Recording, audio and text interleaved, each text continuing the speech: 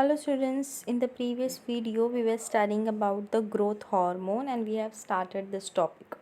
So we have completed our first hormone, there वो था oxygen. Oxygen का primary function क्या है? प्राइमरी इफेक्ट है इसका सेल एनलार्जमेंट का और we can say elongation of cell and we have studied everything deeply about it. So this is foliar spray. ऐसे स्प्रे करते हैं तो जो भी एसेंशियल एलिमेंट्स होते हैं वो स्टोमाटा और एपिडर्मिस के थ्रू लीव्स के अंदर चले जाते हैं और वो प्लांट जो है वो अच्छे से ग्रो होता है.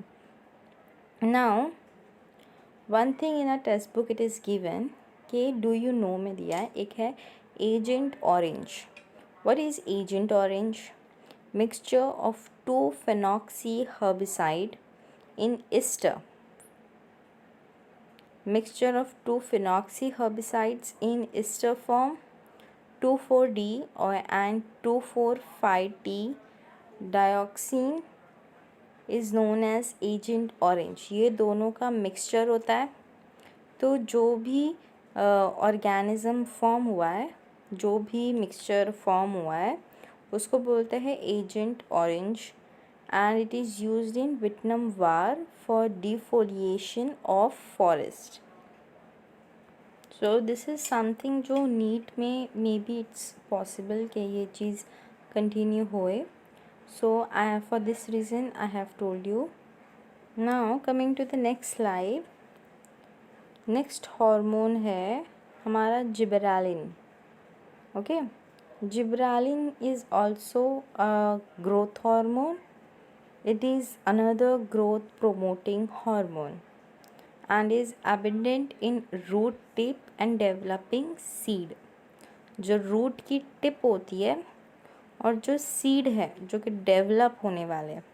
Okay, it is abundant in root tip and developing seeds. It shows non-polar transport through vascular tissue.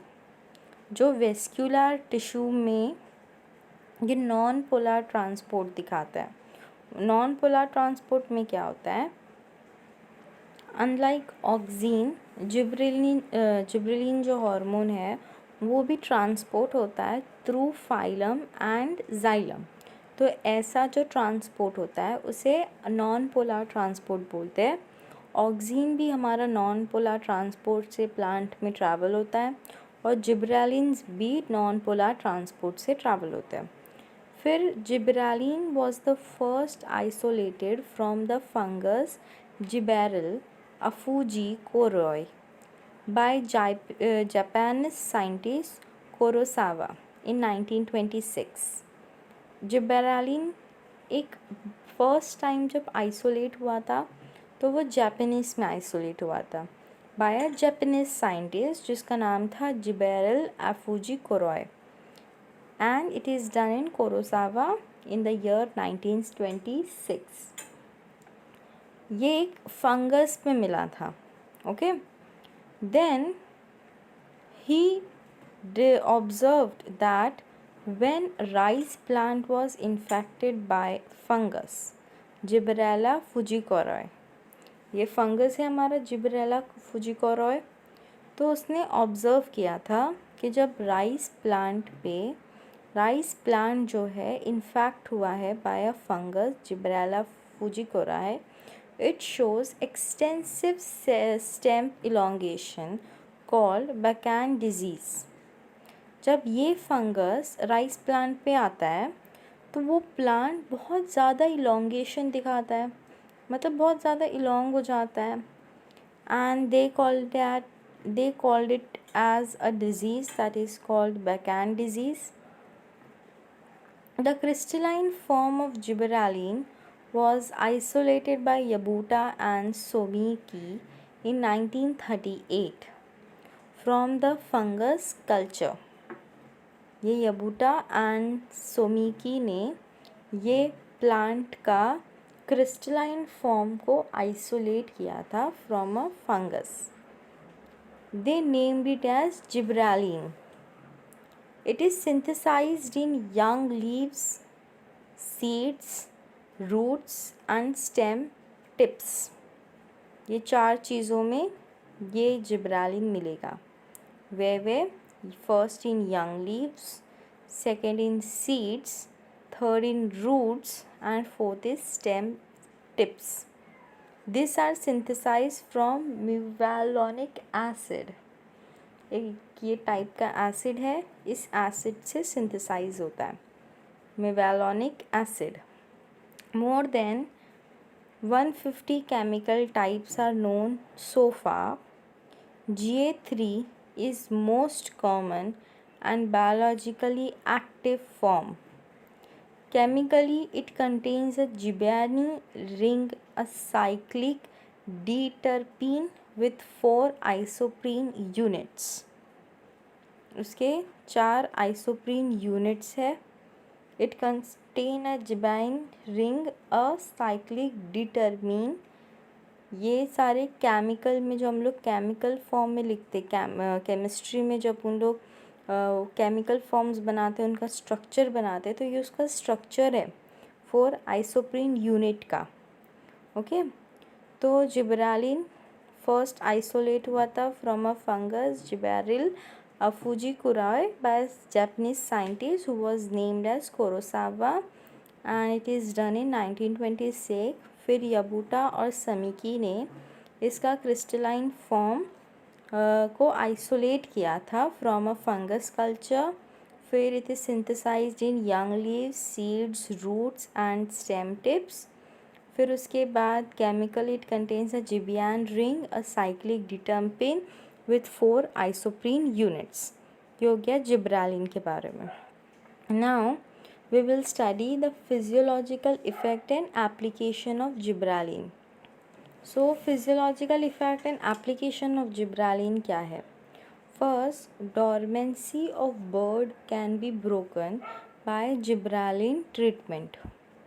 It can promote seed germination in cereals like barley and wheat. Seed का जो germination होता है serials में, जैसे barley, wheat में, वो जिब्रालिन ये promote करता है by synthesizing hydrolysing enzyme amylase to produce sugar. वो ये एंजाइम प्रोड्यूस करके शुगर बनाता है, इससे वो सीड जर्मिनेशन सीरियल्स में कर पाता है. The most striking effect of it is the elongation of stem where internode increase in length. इसका सबसे स्ट्राइकिंग इफ़ेक्ट है कि इसके वजह से, जिब्रालिन के वजह से स्टेम का इलोंगेशन होता है. वेयर इंटरनोड्स जो है, इंटरनोड्स भी नो, इंटरकैलिकल मेरिस्टेम जो होता है वो इंटरनोड्स पे होता है, जहाँ पे इंटरनोड्स जो है वो इंक्रीज़ होते हैं लेंथ में. It also promote बॉल्टिंग. बॉल्टिंग क्या है? Elongation of internode just prior to flowering in plants those with rosette habit. rosette habit क्या है? For example beet, cabbage, ये सारी चीज़ें. Then it causes parthenocarpy in tomato, apple, pear and flowering in long day plants. It is used to increase the fruit size and bunch length of grapes. Fruit की size और grapes का bunch दोनों ही increase करता है. When gibberellin are applied on genetically dwarf plant like maize. मेज़ जो है वो जेनेटिकली डार्फ है, छोटा है हाइट में, तो जब उस पर इसको लगाते हैं, when it is applied on genetically dwarf plant like maize, the stem rapidly elongates and acquires the height of normal tall varieties of maize. Clear? के अप्लाई करने के बाद वो प्लांट अब नो मोर डॉर्फ रहता है, वो नॉर्मल हाइट जो दूसरे मेज़ प्लांट की है उसे एक्वायर कर लेता है. Application of gibberellin overcomes the requirement of vernalization. Vernalization क्या है? It is a cooling of seeds during germination, जो फ्लावरिंग प्लांट्स में होता है. Okay, usually it inhibits growth of roots delay senescence and prevent abscission. It inhibits growth of root. Growth of root को inhibit कर रहा है, मतलब बढ़ा रहा है. फिर senescence मतलब death को delay कर रहा है, and it prevent abscission. It also breaks dormancy of seeds and hastens germination. Germination को रैपिडली करता है और सीड की जो डॉर्मेंसी है उसे ब्रेक करता है. Application of gibberellin causes production of male flower on female plant. जो जिब्रालिन का प्रोडक्शन है, इसका एप्लीकेशन के वजह से जो प्रोडक्शन होता है मेल फ्लावर्स का ऑन फीमेल प्लांट्स पे, ये भी प्रोमोट होता है, ये भी प्रोड्यूस होता है. तो ये सारा था physiological effects and application of gibberellin. So here we have completed our gibberellin hormone. Next hormone है साइटोकाइनिन. साइटोकाइनिन क्या है? It is another growth hormone that produce cell division. फिर Letham coined the term cytokinin. किसने coin किया है? Lentham coined the term cytokinin. First cytokinin were discovered by Skoog and Miller in 1954. Firstly ये Skoog और Miller को मिला था in 1954 during investigation of nutritional requirement of callus tissue culture of Nicotiana tabacum tobacco. ये लोग investigate कर रहे थे nutritional requirement of callus tissue culture of nicotiana tabacum, that is tobacco. इसके बारे में स्टडी करते करते they have discovered this cytokinin. They observe that the callus proliferated when the nutrient medium was supplemented with coconut milk and degraded sample of DNA obtained from herring sperm. ये लोग ने क्या observe किए कि जो callus proliferation है when the nutrient medium was supplemented, तो ये सप्लीमेंट होता है with coconut milk and degrade sample of DNA. Callus proliferate होता था जब न्यूट्रिएंट मीडियम से उसे सप्लीमेंट करते थे. They named it as a kinetin. वो लोग ने ये पॉलीफ्रेशन को काइनेटीन का नाम दिया. Chemically kinins are 6 furfuryl aminopurine.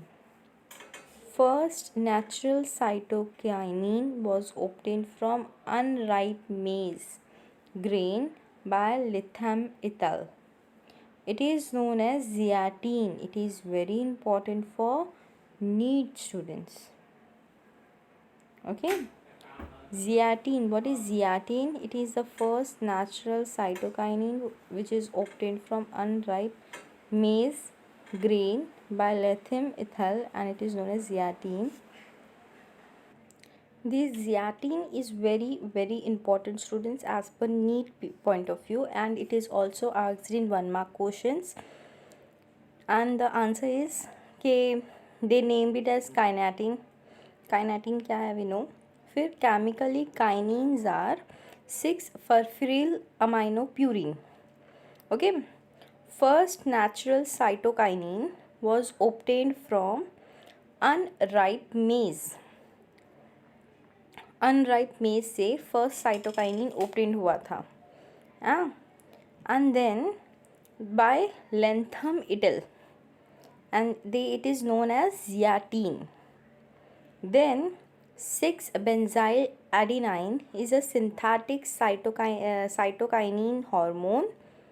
6-benzyl adenine is a synthetic cytokinin hormone. 7 different types of cytokinins are recorded from plants. 7 different types of cytokinin record हुए plants से. Natural cytokinin are also reported from plants like banana flowers, apple, tomato, fruits like fruits, coconut milk, etc. Cytokinin is very important, students, as per exam point of view. It is another growth hormone that promotes cell division. Cytokinin को लेंथम ने coin किया था. ये term लेंथम नाम का जो scientist था उसने निकाला था. जो फर्स्ट साइटोकाइनिन डिस्कवर हुआ था by Skoog and Miller during investigation of nutritional requirement of callus tissue culture of Nicotiana tabacum, that is tobacco. उसके बाद they observed that the callus proliferated when the nutrient medium was supplemented with coconut milk and degraded samples of DNA. and ये degrade हो रहा था तो वो लोग ने उसका नाम रखा एज काइनेटीन. फिर उसके बाद natural cytokinin was obtained from unripe maize grain and it is called as Letham and it is known as zeatin. फिर उसके बाद 7 different types of cytokinins record हुए. जो नेचुरल साइटोकाइनिन था it is also reported from plants like banana, flowers, apple, tomato, fruits, coconut milk, etcetera. Now we will study the physiological functions and physiological effect and application of cytokinin.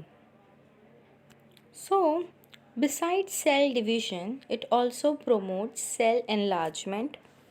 This is clear. High cytokinin promotes shooting. जो shoot होता है plant का, stem part को shoot बोलता है. तो अगर cytokinin high होगा तो it also promote in shooting. Then a low ratio of cytokinin to auxin induce root development, but a high ratio causes buds and shoot to develop. This is important point, students. Underline this point. यहाँ से यहाँ तक अगर low ratio है cytokinin का auxin के साथ तो वो इंड्यूस करेगा रूट डेवलपमेंट.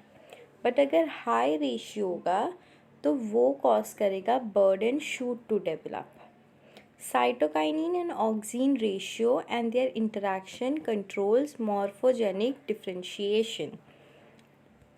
ये दोनों फैक्टर्स मिलके मॉर्फोजेनिक डिफरेंशिएशन को कंट्रोल करते हैं. मतलब प्लांट का जो मॉर्फो स्ट्रक्चर्स हैं, morpho is structure, external appearance, उसे कंट्रोल करते साइटोकाइनिन एंड ऑक्सीन मिलके. It promote the growth of lateral buds and control apical dominance by cell division. Then it delay the senescence or aging. Senescence are death and or else we call it as aging, and it also prevent abscission process in plant organs. This was reported by Richmond and Lang in 1957. Formation of intervesicular cambion and expansion of cell are other functions. Interfascicular Cambrian का formation हो रहा है या expansion of cell, ये सब दूसरे functions हैं cytokinin के. It also breaks dormancy and promote the germination of seed. Cytokinin reverses apical dominance effect. It induce RNA synthesis and formation of interfascicular cambium. ये सारी चीज़ें जो हम लोग ऑक्सीन और जिब्रालिन में पढ़े थोड़ी थोड़ी सेम है इन साइटोकाइनिन ऑल्सो. मतलब ऑलमोस्ट इन लोगों का 60-70% सबके फंक्शंस सेम है. अगर कुछ नहीं याद आया तो हम लोग उसके ही फंक्शंस जिसमें भी लिख सकते हैं. ओके, बस एक बार अच्छे से रीड करो. यहाँ पे भी कैम्बियन है. We have studied cambium, about cambium in gibberellin also. So it is same. Coming to the next part, ethylene. Ethylene क्या है? Ethylene, it is the only gaseous growth regulator. Denny in 1924 reported ethylene is effective in fruit ripening. ये एक gaseous growth regulator है। It is only and only gaseous growth regulator. Denny ने ethylene को बहुत ज़्यादा effective माना था in fruit ripening. Gane in 1934 established that plants naturally synthesize ethylene.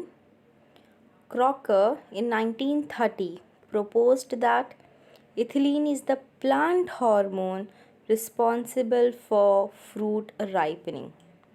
Understand कि कैसा इथिलीन का इवैल्यूएशन हुआ ईयर बाय ईयर। पहला आया डेनी, उसने बताया कि it is helpful in fruit ripening. उसके बाद 1930 में आया Crocker and he propose that ethylene is the plant hormone which is responsible for fruit ripening. उसने भी सेम चीज़ बताई जो डेनी ने बताया। फिर 1934 में गैन आया। Gane told he established that plants naturally synthesized ethylene. Clear. फिर उसके बाद it is the simple gaseous hydrocarbon with essential role in the fruit ripening। Fruit ripening में, फ्रूट को पकाने में इसका बहुत ज़्यादा हाथ होता है। It is very much essential for that work. The most widely used compound as a source of ethylene is ethephon. सबसे मोस्ट वाइडली यूज्ड कंपाउंड कौन सा है? एथिफोन है। It is synthesized in roots, shoot, apical meristem, ripening fruits, etc. ये कहाँ कहाँ मिलता है? It is found in roots, shoot, apical meristem, जो apical meristem होता है उसके shoot पे मिलता है। Then in ripening fruits में मिलता है। And इसका most widely used compound है, source of ethylene is एथिफॉन। Then एक डू यू नो बोल के हमारे टेक्स्ट बुक में दिया है कि इथरैट या एथिफोन के बारे में। Ethephon is a 2-chloro-ethyl phosphoric acid, okay, which release ethylene after dissolving in water. ये एथिफोन जो है ये कंपाउंड है। इसका केमिकल स्ट्रक्चर है 2-chloro-ethyl phosphoric acid। बट जब इसको वाटर में डिज़ोल्व करते हैं तो ये इथिलीन को रिलीज़ करता है। ओके तो ये था इथिलीन के बारे में। Next slide. This is physiological effects and applications of ethylene. Ethylene क्या करता है? It promotes ripening of fruits like banana. Ethylene is a very important topic students as per exam point of view. Okay, auxin के बाद ethylene सबसे ज़्यादा important है।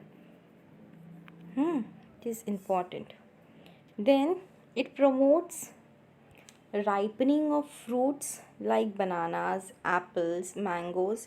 ये सारे फ्रूट राइप होते हैं, पकते हैं।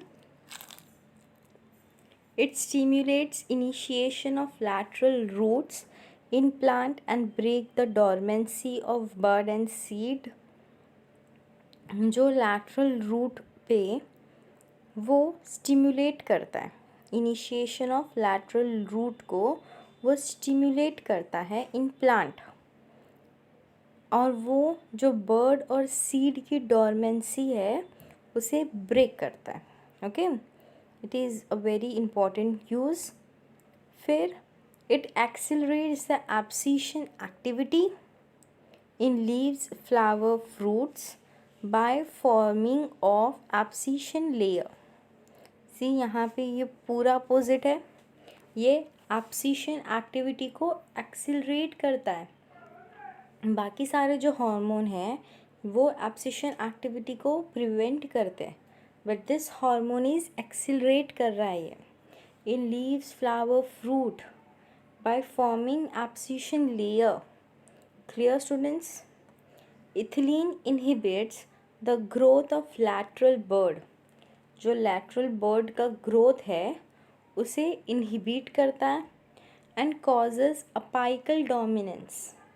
जो एपिकल मेरिस्टेम पे है, अपाइकल वाला पार्ट जो है उस पे डोमिनेंस लाता है एंड इट रिटार्ड्स फ्लावरिंग, इसके वजह से फ्लावरिंग होती है. Okay, it inhibits the growth of lateral bud and causes apical dominance and retards flowering. It is associated with the enhancement of process of senescence of plant organ. ये क्या करता है? सिनासीन मतलब एजिंग या डेथ हम लोग बोल सकते हैं. तो इस प्रोसेस को एनहांस करता है, इस प्रोसेस को बढ़ाता है, तभी तो वो फ्रूट राइपनिंग के तरफ जाता है. अगर वो इसको बढ़ाएगा नहीं तो फ्रूट राइपनिंग होगा ही नहीं. तो it is associated with the enhancement of process of senescence of plant organ. It inhibits flowering in most of the plant except pineapple.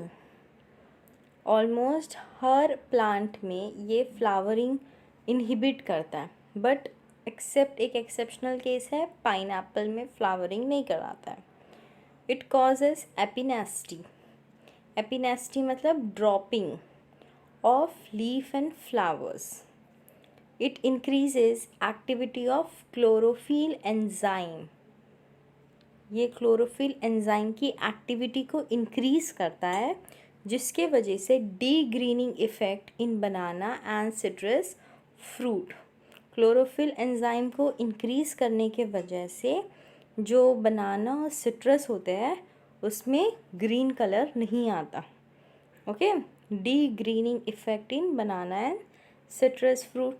ये जिसका अभी तक हम लोग ने जो 3 हार्मोन्स पढ़े थे, ऑक्सीन, जिब्रालिन एंड साइटोकाइनिन, ये तीनों काफ़ी हद तक सेम थे.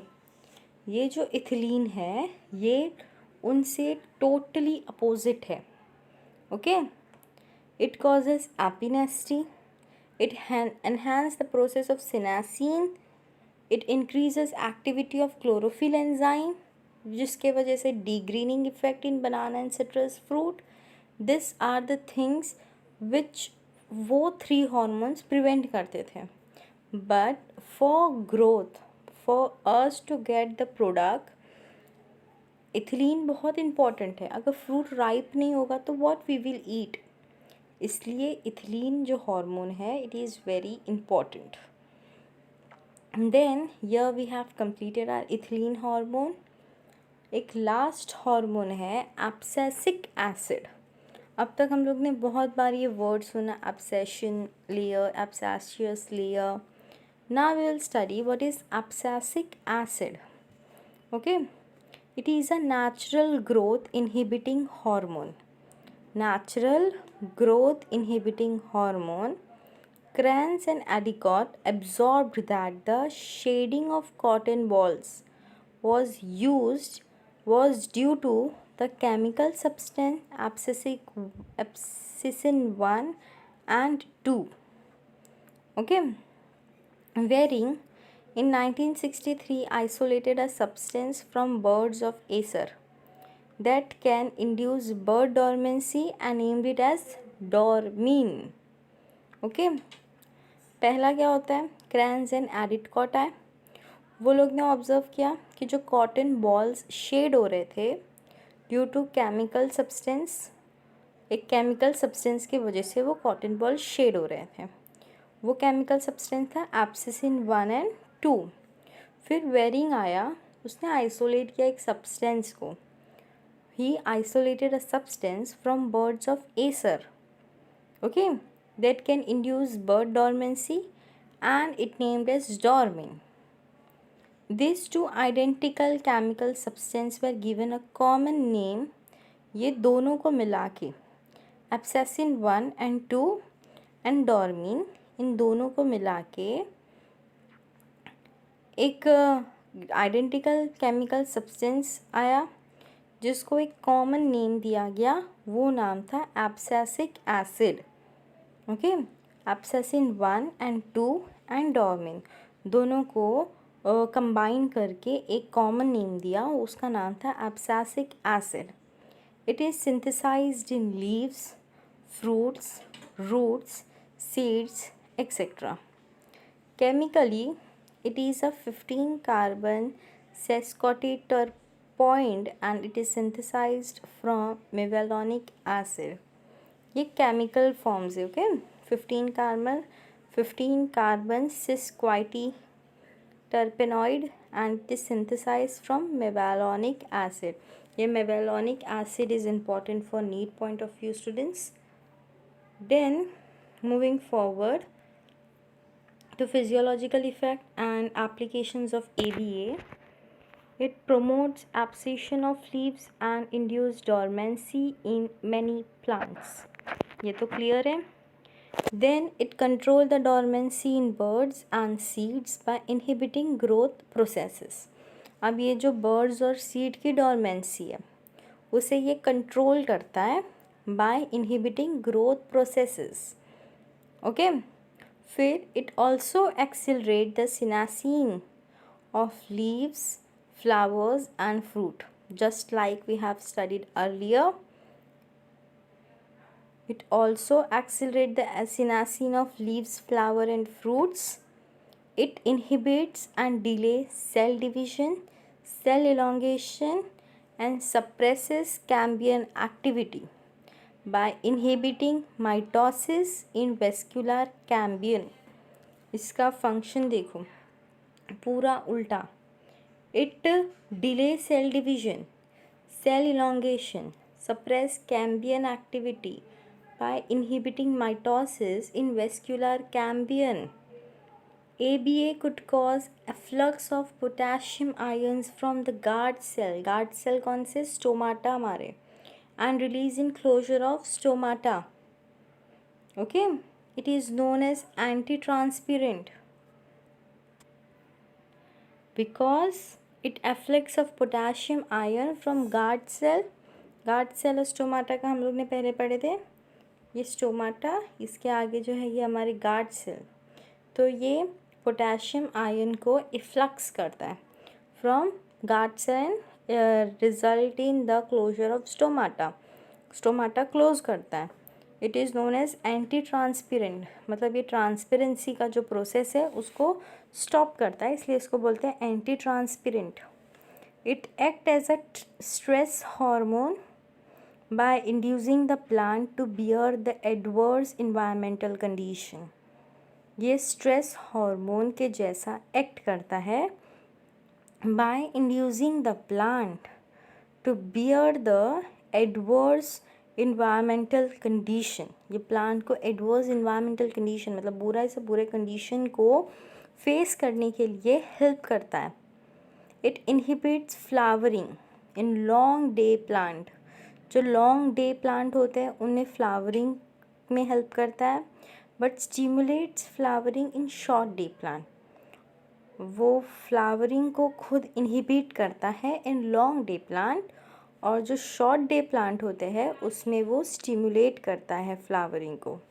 सो this is the function of ABA acid, that is हमारा abscisic acid. Here we complete all the growth hormone, students. We will stop this video now. In the next video we will continue with the next topic. Thank you, students.